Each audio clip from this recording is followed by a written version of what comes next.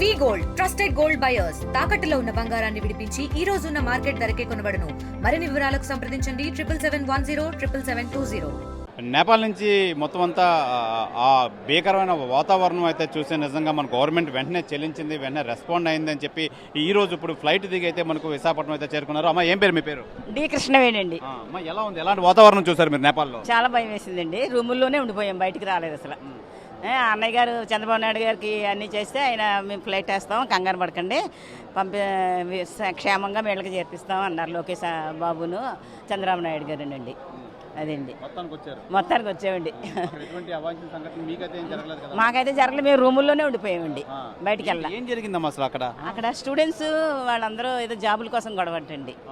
అది prime minister కూడా వాళ్ళ భార్యను కూడా దహనం చేశారు, లూటీలు చేస్తారు అన్నీ. ఇది మాకు భయం వేసి మేము బయటికి అసలు వెళ్ళలేదండి మేము. అదండి. రాధా అండి. ఏం చెప్తారు మీరు, ఎలా ఉంది మీ ఎక్స్పీరియన్స్? చాలా బాగా చేయించారండి చంద్రబాబు నాయుడు గారు. కానీ మాకు ఈ అనుభవం ఇప్పుడే జరిగింది. కానీ మా జీవితంలో మేము చంద్రబాబు నాయుడు గారిని ఎప్పుడు మర్చిపోమండి. ఆయన చేసిన సేవ అంతా అది బాగా చేశారు. అనుకోలేదండి, ఒక్క రోజులోనే మమ్మల్ని బయటికి తీసుకొచ్చారు. మాకు ఏ ఇబ్బంది లేకుండా తీసుకొచ్చి మాకు ఇంత ప్రొటెక్షన్ ఇచ్చి మమ్మల్ని మా ఇళ్ళకి పంపుతున్నారు.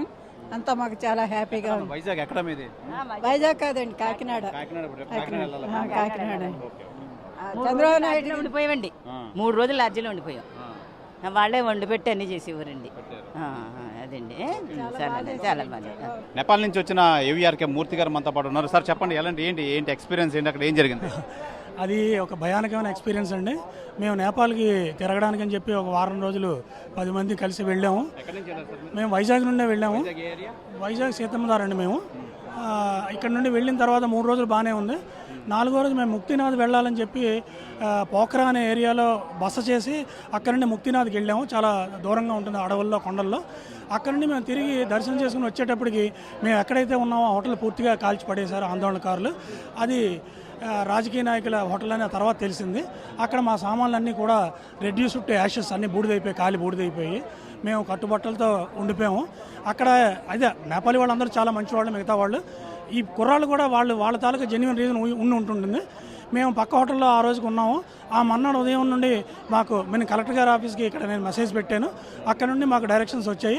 ఆ తర్వాత మన ఎస్టీమ్డ్ మంత్రి గారు లోకేష్ గారు, అలాగే చంద్రబాబు నాయుడు గారు, లోకేష్ గారు మాతో వీడియో కాల్లో మాట్లాడి ఏ రోజు ఏంటి చేయాలి, ఎలా చేయాలి, ఇక్కడికి సేఫ్గా రావడానికి ఏమేమి చేయాలన్నది చాలా మైన్యూట్గా మాకు గైడ్లైన్స్ ఇచ్చారు.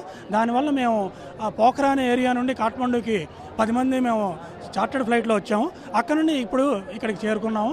మేము మళ్ళీ పునర్జన్మ పొందామని నేను ఫీల్ అవుతున్నానండి.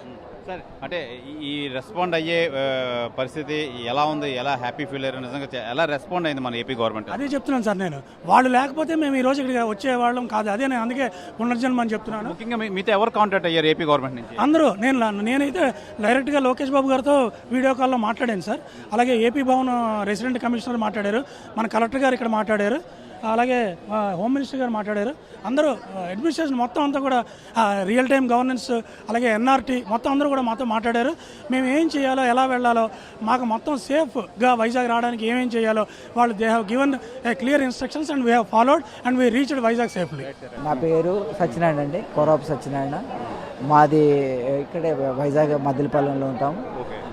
ఎల్ఐసిలో ఉద్యోగం చేస్తున్నాము. మేము 10 మంది కలిసి సరదాగా టూర్ చూడడానికి నేపాల్ వెళ్ళడం జరిగింది.